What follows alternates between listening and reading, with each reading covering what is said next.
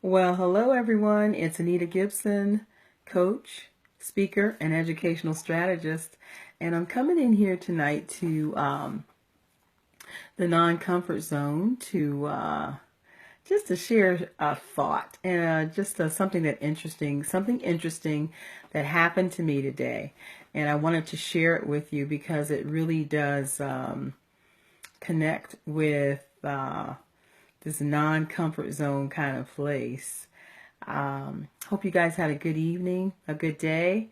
Hope that you're getting a chance to get some rest and rejuvenate yourself for the next day. But I wanted to share a story with you, and I'm sitting here thinking about what's the best way to to give it to you because I want to be succinct in my sharing.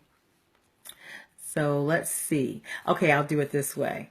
So we had a credit card that we were working on paying off and really trying to stay out of debt. And so we worked on it and we saved up and we used our taxes and we got that bad boy paid off. Bam! It was like, that's the end of that. And we're not going back. And so one day, the van broke down and I needed to rent a car. And so I just used the credit card in order to hold the car, not intending to put anything on it. Well, I ended up having to hold on to the car for a couple more days. And actually, yeah, a couple more days. And so they charged me one fee and then they charged me something else because to them it was like two transactions. And I looked up and they had put a $500 charge on my credit card. And it was not supposed to be that much. Well, I went in, when I turned the car back in, I let them know that's not going to work. And so they shared with me that I actually was going to get a refund and that it was only going to cost, say, $300 and some dollars. Okay, I was like, okay, I'm cool with that. And so I checked on it a couple days after they said that, and it was still $500. And so I was trying to keep my peace and, not get upset and those kind of things. And so I decided to check again. So I called the credit card company and sure enough, they had finally put the money back on and I decided that I was going to go ahead and pay it off so that I wouldn't forget. And so I proceeded to try to call the credit card company and one problem after another. First I was using the wrong number and it kept coming up Spanish and I was like, what am I doing wrong? This doesn't make any sense. These people should have a more professional business. How they switch that up? I'm calling and I'm English speaking and I keep getting Spanish until I realized that there were like a couple of numbers on the back of the card, and the one that I was using was the one for Spanish speaking people. And so it wasn't their fault, it was my own. And so, okay, I got that. I got the right number. I called. I was not able to get through. So I guess I was fumbling with the numbers or something and it messed up.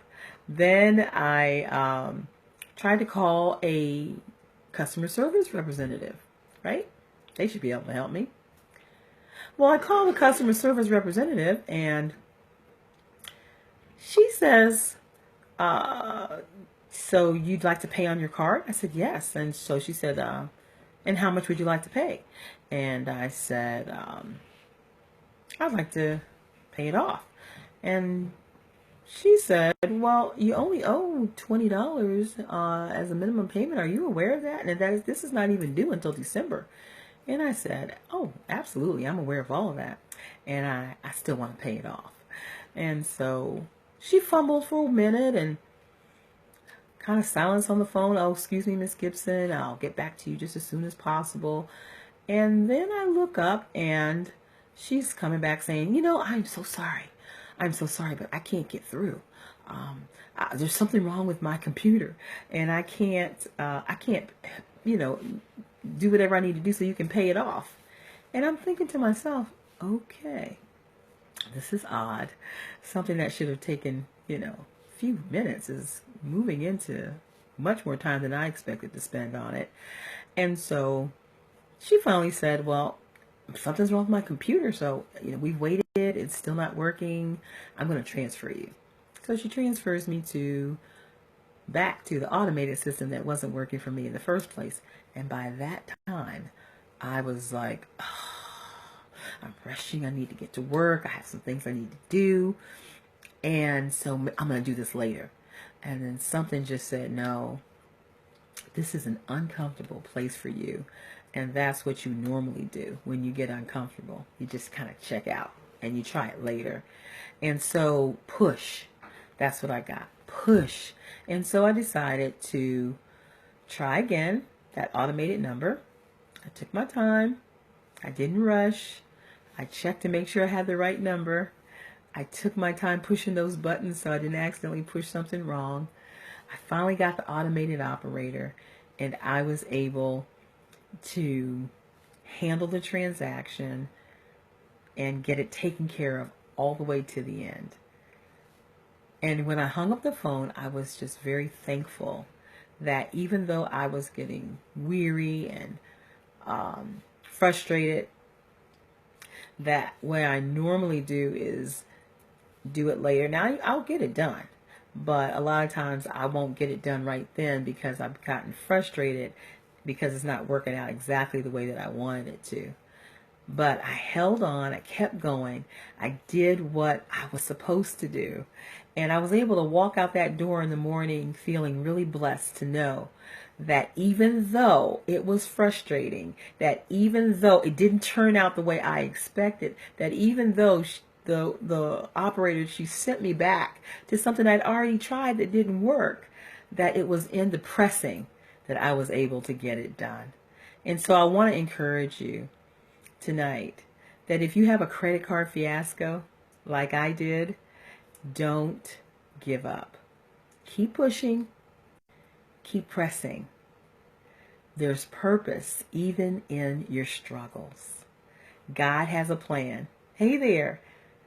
Thanks for joining. I can't see you. For some reason, I can't see the who's joining, but I thank you, whoever that is that just gave me some encouragement. So just keep doing what you're doing.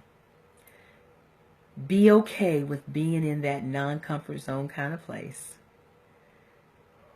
It's going to be all right. Take care. Good night.